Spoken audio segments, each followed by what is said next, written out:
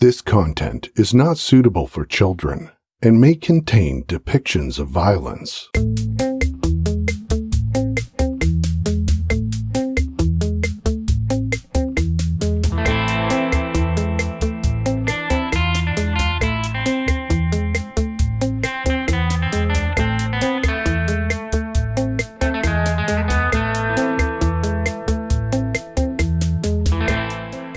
Hi, I'm your host Cambo. Grab a beer and pull up a deck chair. This is True Crime Island, another true crime podcast. And hi Islanders, this week this case was brought to my attention by one of our other Islanders, Dylan G. And although I'm sure I've heard of it before, once I started looking into it in detail, it really disturbed me. Now, I've done over 120 episodes on my audio podcast, and this one ranks at or near the top of one of the craziest cases I've ever come across. So references tonight are, of course, my mate Dylan, the Sacramento Bee, the LA Times, the Times Advocate, and the Chilliwack Progress. And hi to everyone out there in Chilliwack. What a name.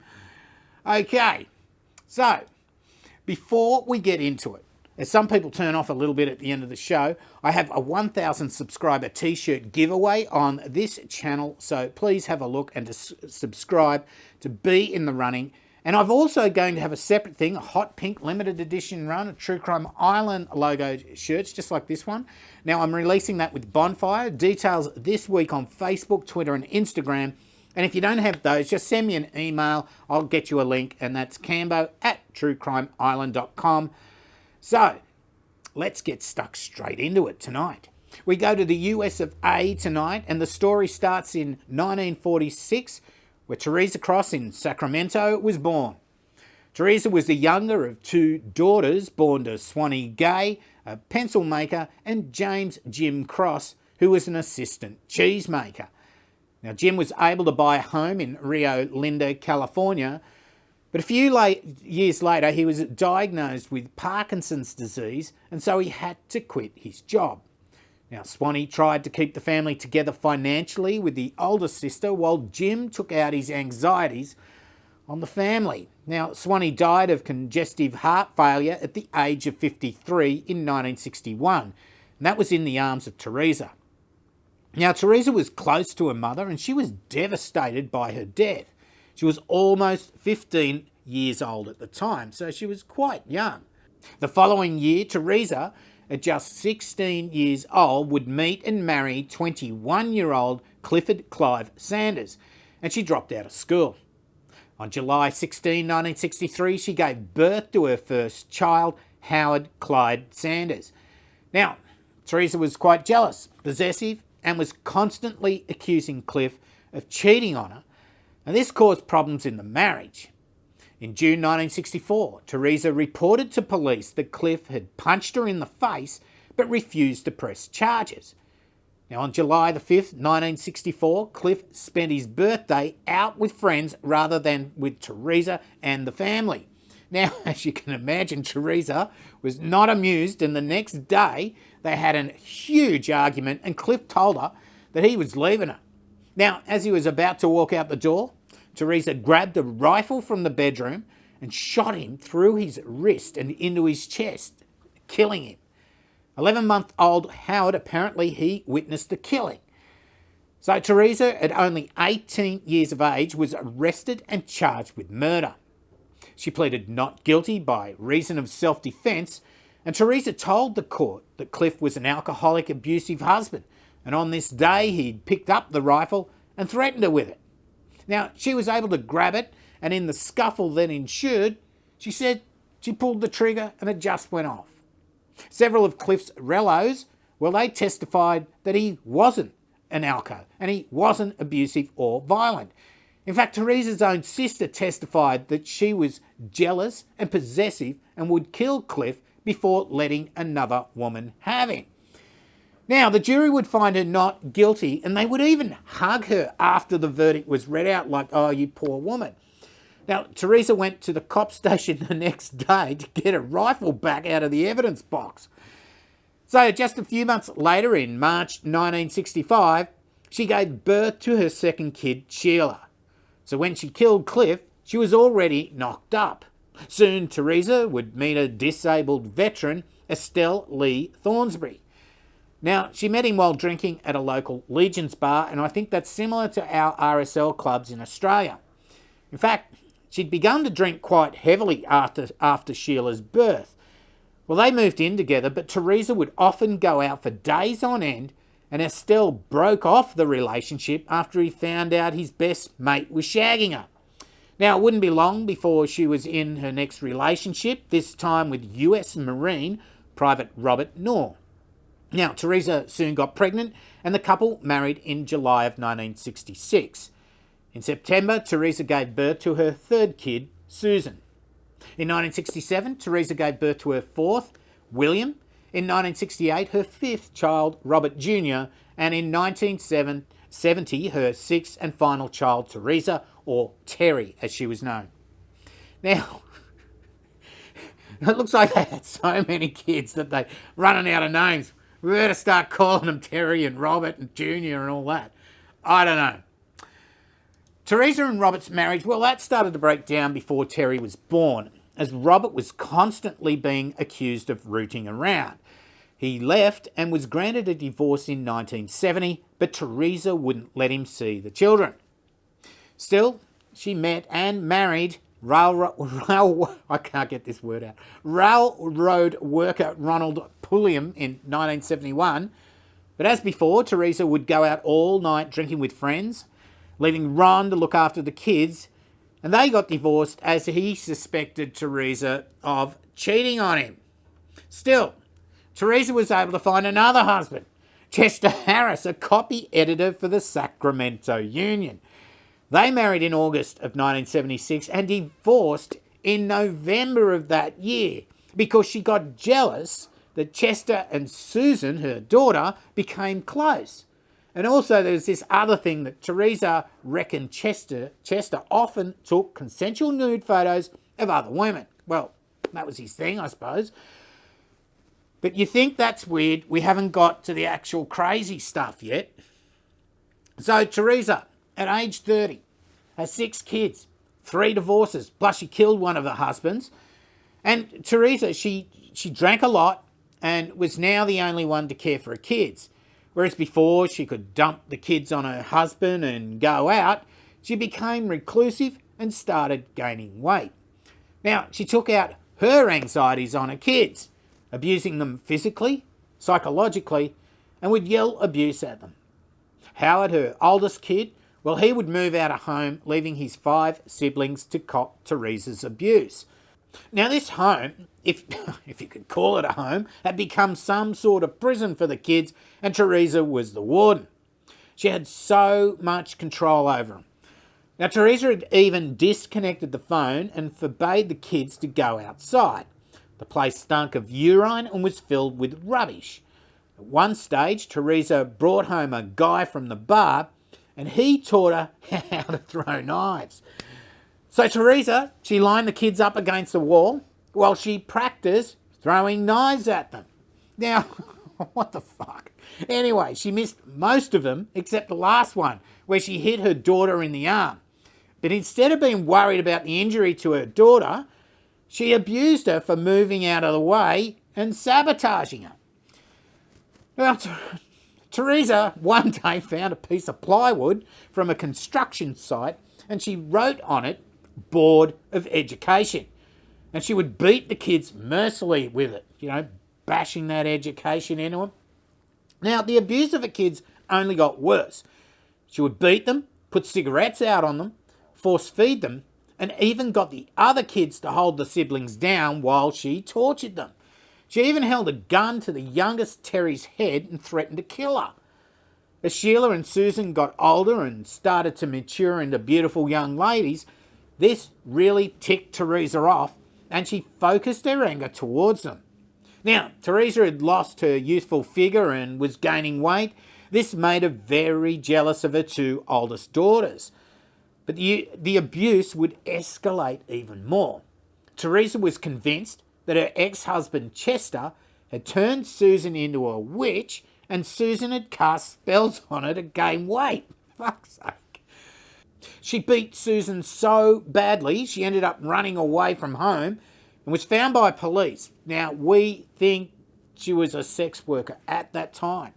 Now, they took her to a psychiatric hospital where she told the staff of her abuse. Now, Teresa, she comes down to the hospital and is able to convince the hospital that Susan was actually unstable mentally and the abuse claims were just made up. So get this, the hospital just took her word for it and released Susan into her mother's custody, for fuck's sake. Now, how Susan must have felt there, where she's finally got out of her mother's bullshit house and all the control. She's preferring her life as a sex worker on the streets, but she gets stuck in a mental institution and then put back into her mother's custody because they won't believe the stories of abuse. Fuck. Anyway, let's go on. As punishment, Teresa handcuffed Susan to her bed, not only beat her, but ordered the other kids to beat her up as well. At this stage, Teresa had taken all of her kids out of school. Now, we still haven't got to the really disturbing stuff yet. In 1982, Teresa was convinced that her now 16-year-old daughter was casting spells on her to gain weight, as I mentioned before. Now, Teresa became so enraged, she shot Susan in the chest with a .22 caliber pistol. The bullet lodged in her back and she didn't die. Now, rather than take her to the hospital, which would mean police would get involved, she put her in the bathtub. Now, Susan, she didn't die. So Teresa had to nurse her back to health in the bathtub. She didn't take her out of the bathtub at all. She also got the other kids to nurse her back to health. Now, how horrific, being shot in the chest, dumped in the bathtub. Obviously, she was unable to get out by herself, and she was just waiting there to die. But she didn't die. She got better. 2 years later, Teresa and Susan got into another fight. Teresa stabbed her now almost 18-year-old daughter in the back with a pair of scissors. Fuck's sake, again, Susan wasn't allowed to go to the hospital, and again, she got better. Now, Susan told her mum that she wanted to leave home and go to Alaska. Now, Teresa agreed, which I suppose she did so as she found that she had less control over her, and as she was getting older, she probably couldn't keep her locked in the house as easily as the younger kids. But she only agreed on the proviso that she was allowed to dig that bullet out that was still lodged in her back, so it couldn't be used as evidence against her. Now, Susan reluctantly agreed, probably thinking that doing so would free her from her mother's tyranny and she could go and start a new life. So Teresa gave Susan pills and booze until she was unconscious. And then she ordered her 15-year-old son, Robert Jr., to dig the bullet out of her back with an X-Acto knife. Now, that's one of those little craft knives that looks a little bit like a scalpel. It's not like a box cutter, but they're very similar. Well, he got the bullet out, and as you can imagine, when Susan woke up, she was suffering incredible pain. Now, the wound became infected, and Susan developed sepsis and started to suffer from fever, increased heart rate, increased breathing rate and confusion. Basically, she was becoming delirious. Now, Teresa treated her with antibiotics and ibuprofen, but her condition declined. Now, still, Teresa wouldn't take her daughter to the hospital. Instead, she gathered up all her belongings into a bag. She bound Susan's arms and legs with duct tape and duct taped her mouth. She then ordered her two sons, William and Robert, who were 18 and 17 at the time, to put Susan into the car, and they drove to Squaw Valley. Now, here they put Susan on top of the bags of her stuff, poured petrol over her and lit her on fire. Her smouldering remains would be found the next day, and an autopsy would find she was alive when she was set on fire. I mean, for fuck's sake. Now, when police found the body, they found a lot of personal effects. Not only that, they found a nappy or a diaper in other countries. Now, this led them to believe there may be a baby walking around somewhere, but a search of the area came up with nothing. Well, We know now that the diaper was worn by Susan while she was trying to recover from the botched removal of the bullet from her back by her brother. Now, as Susan, she had no social life or friends. Teresa obviously didn't report her missing, and investigators couldn't identify her body, and she would become known as Jane Doe number 4873/84.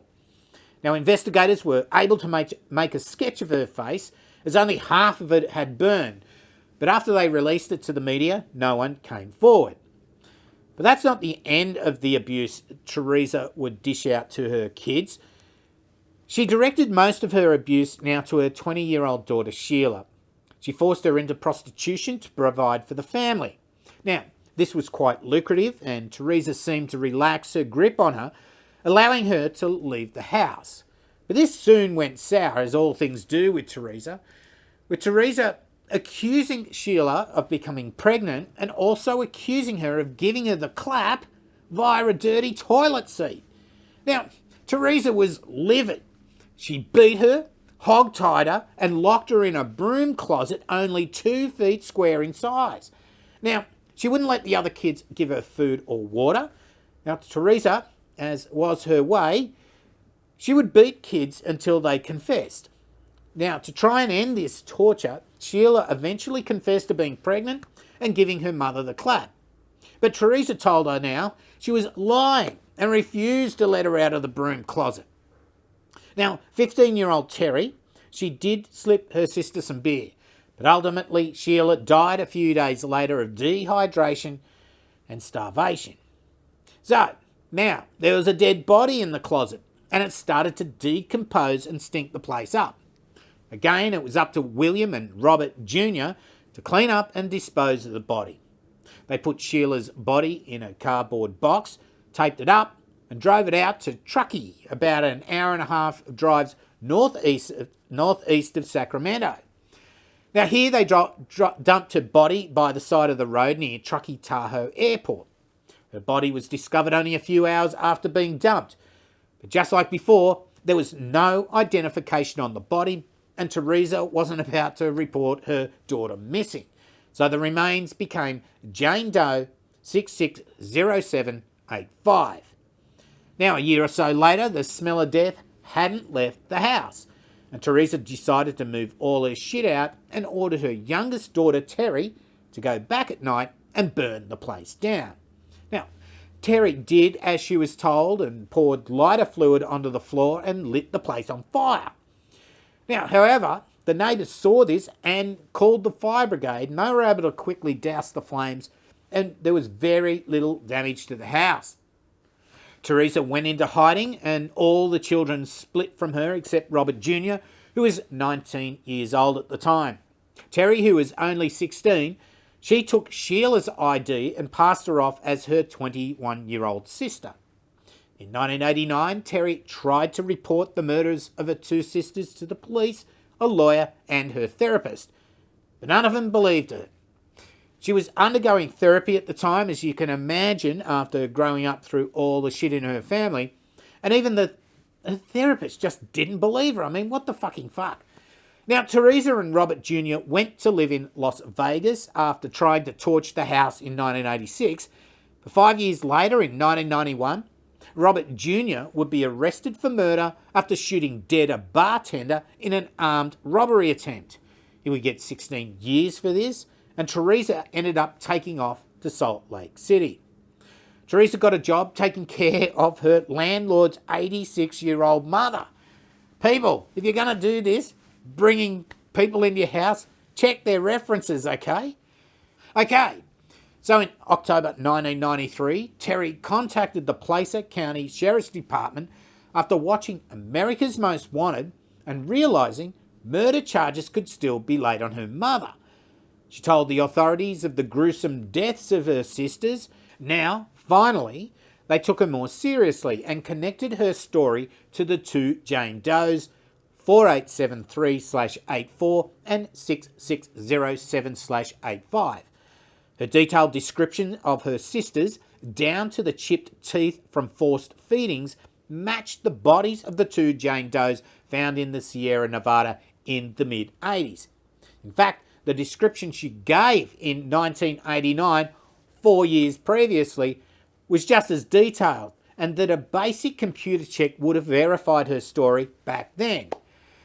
Anyway, in the next week or so, detectives were able to track down Teresa, William and Robert Jr. As I said before, Teresa was living in Salt Lake City. William was found at his work at a warehouse in Woodland, California, and Robert was easy to find as he was still in prison from the murder conviction. Funny enough, Terry had moved to the same neighbourhood as Teresa was living in Salt Lake City, and she was working at a checkout in a grocery store, but they never ran into each other. Now, Teresa's arrest prompted authorities to have another look at the death of her first husband, Cliff, in 1964, for which she was acquitted. They also looked into the unsolved strangulation death of Teresa's 39-year-old sister, which happened in 1983. But she would eventually be cleared of that. On November 15, 1993, Teresa was charged with 2 counts of murder, 2 counts of conspiracy to commit murder, and 2 special circumstances charges, multiple murder and murder by torture. At her arraignment, her ex-husband Robert Sr.